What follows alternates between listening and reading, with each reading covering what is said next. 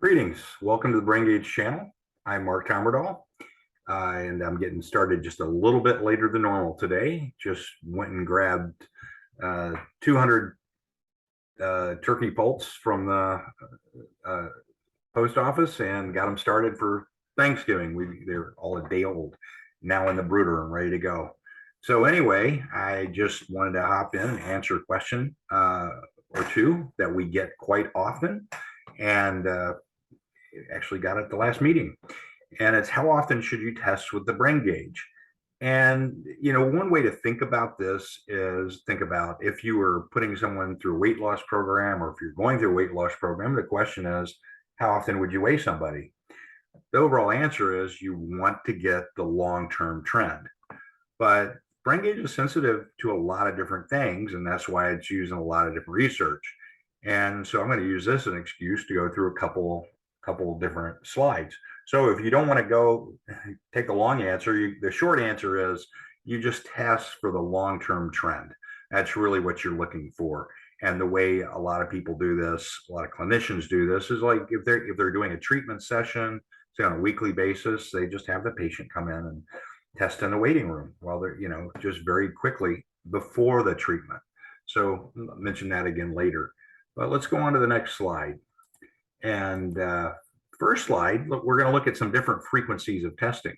And this is not like brain gauge scores at all, I realize, but this was one of the early studies that we did. We were looking at sensitivity of cough syrup on plasticity. Anybody that's taken cough syrup knows that it can make you feel kind of goofy. So how do you measure that goofiness? Well, basically, we're looking at plasticity. And, just really, this is the plasticity measures, this block 2 measure.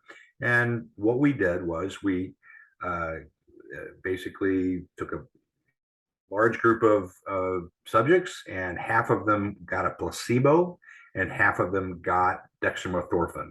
That's over-the-counter cough syrup, by the way. That's what DXM stands for. And so the dark is DXM. And you see in this block 1, that's actually amplitude discrimination, which you may be familiar with. And this is really no change, no matter what. So this is pre-ingestion. This is 60 minutes later. And this is another 60 minutes. Now, the effect of the drug, the reason that we pick these times is because that's the effectiveness of the drug. And the drug had, at 60 minutes, it was quite effective on plasticity. So the difference between this block and this block is really your plasticity score.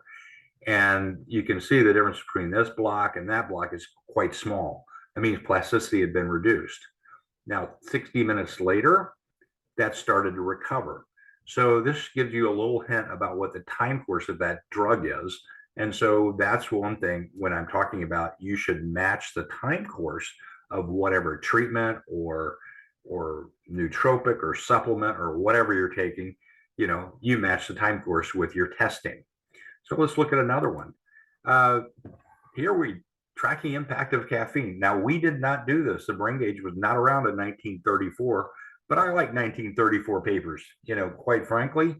This guy, because I like papers that were written a long time ago and published a long time ago because people aren't any smarter now than they were then. We might know a few more things, but you need to give credit where credit is due.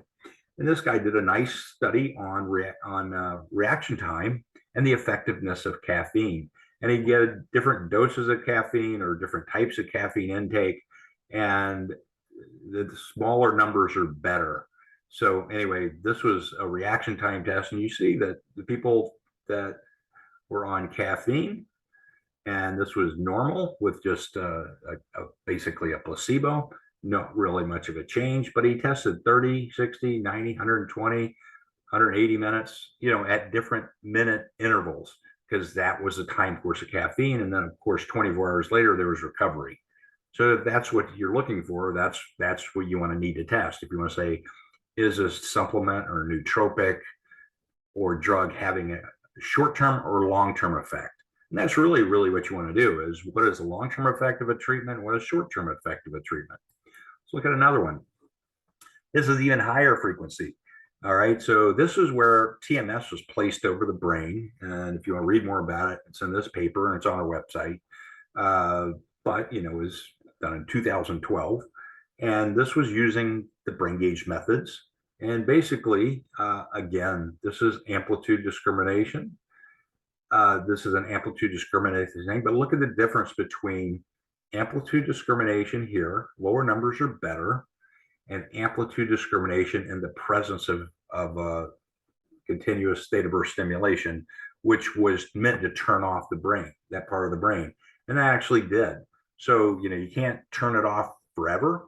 So, and what they were looking for is what's the time course and when does it roll off? And so actually the discriminative capacity gets extremely reduced during this period of time. Look at that, it went from like 30 to 35 all the way up to 75. That's a big jump. And that jump was maintained until 25 to 30 minutes later when it started to recover. So again, this is matching the time course. And this testing was done every few minutes, all right, until the effect wore off.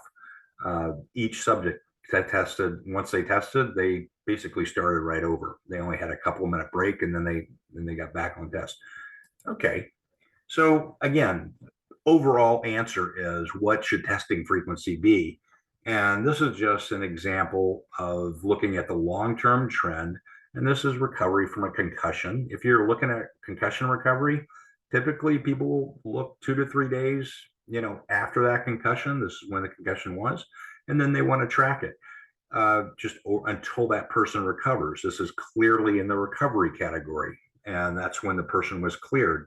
But if somebody's coming in for treatment and you just want to get the long-term trend, because you're going to be treating them, you're going to test, you might initially treat them a couple of days a week and then shift to 1 day a week and then 1 day a month. You sort of want to, when you're treating them frequently, you don't have to test them every time. You're looking for the long-term trend.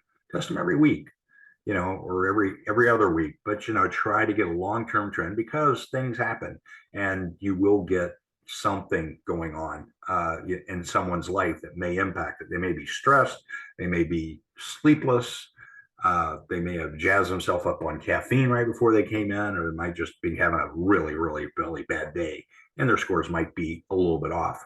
And then you'll miss that trend. If you only take a before and after, that's really not the way to go.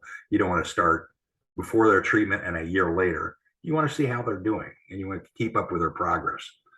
Okay, so that brings us to one other question. Will frequency of testing impact the brain gauge scores? Now, just right off the top of the head, I just showed you a few testing situations and research where, every few minutes people were being tested, and really they actually got worse because of the condition, not because they were testing often.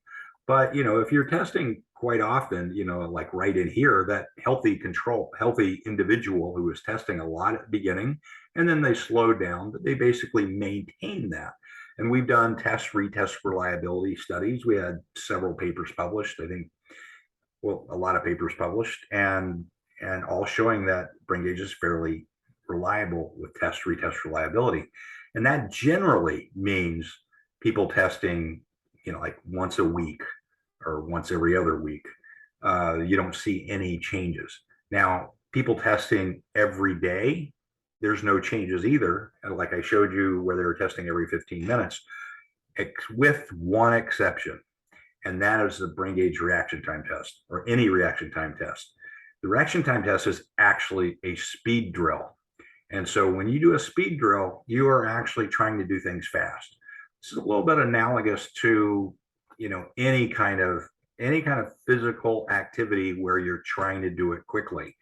For example, if you were to go into the gym and a trainer said, "Hey, I want to see how much weight you can lift," and you lift weights, and then you come back a year later and you get the same test, well, and you haven't done anything in between. Okay, well, that's going to have no effect. But what if you come in and you lift weights every day or every other day? You will get stronger, and that's okay.